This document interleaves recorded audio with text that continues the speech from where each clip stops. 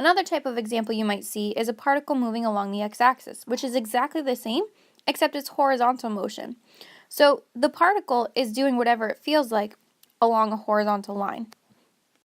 An example you might see is a particle moves along the x-axis so that its position at any time t greater than or equal to 0 is given by this function, where s is measured in meters and t is measured in seconds. It's very important to note that it is stated that t is greater than or equal to 0, which is actually unnecessary because in the real world, time can't be negative. It only moves forward.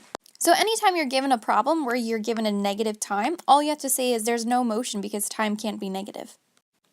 A basic question we might get from one of these problems is find the displacement of the particle during the first 2 seconds. When asked to find the displacement, we're basically asked to find the change in position from beginning to end. The first 2 seconds would be the starting time, 0 seconds, to the ending time in the interval 2 seconds. So without thinking too far into this, I can easily find that the position at time t equals 0 is 3 meters.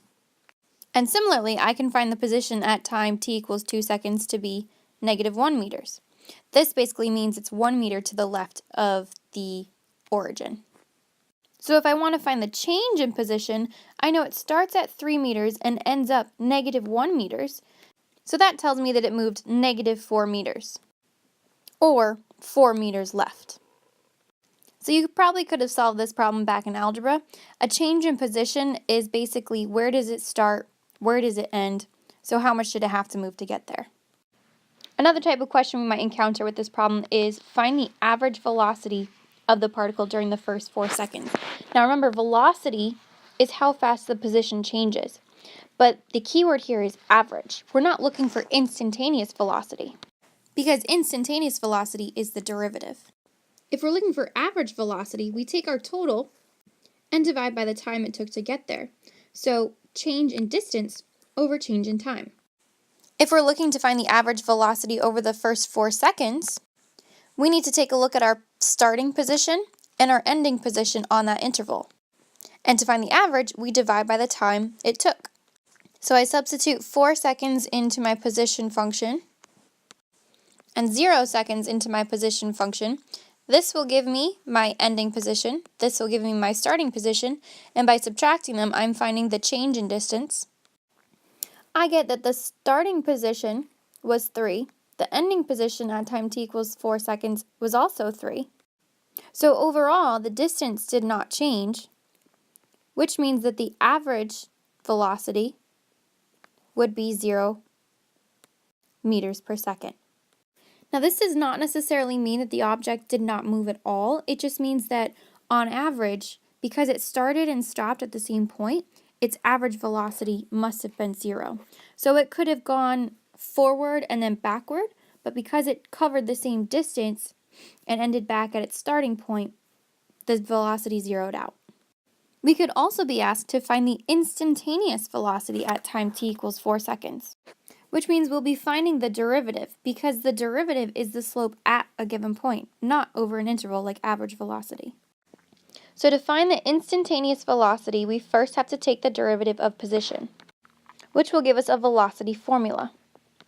To find what the velocity is at time t equals 4 seconds, substitute 4 in to your velocity equation for t. And we get 4. Looking back to the original problem, we can see that it's measured in meters and seconds, so the units for our velocity are meters per second.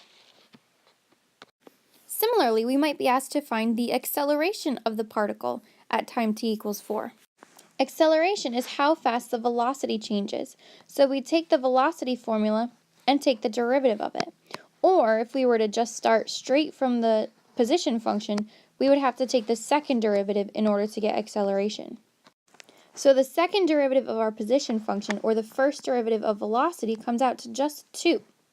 So when I try to find the acceleration at time t equals 4, there is no t value to substitute the 4 in. So that means that the acceleration is a constant, meters per second squared, for any time, regardless, because there is no t value. Now that we've found velocity and acceleration, we might as well find the position of the particle at t equals 4. And we're already given the position function, so substitute 4 into your position and simplify to get 3 meters, which basically means it's 3 meters to the right of the origin. I know that it's to the right because it's a positive 3. Now that we've found all that, we might be asked to describe the motion of the particle at t equals 4. So let's take a look at all the information we have. We know that the position of the particle is 3 meters. We know that its speed is going at 4 meters per second, positively. And we know its speed is changing at 2 meters per second squared, also positive. So a positive velocity tells us that it's going in a positive direction. On a horizontal axis, that would be going to the right. And a positive acceleration means the velocity is increasing.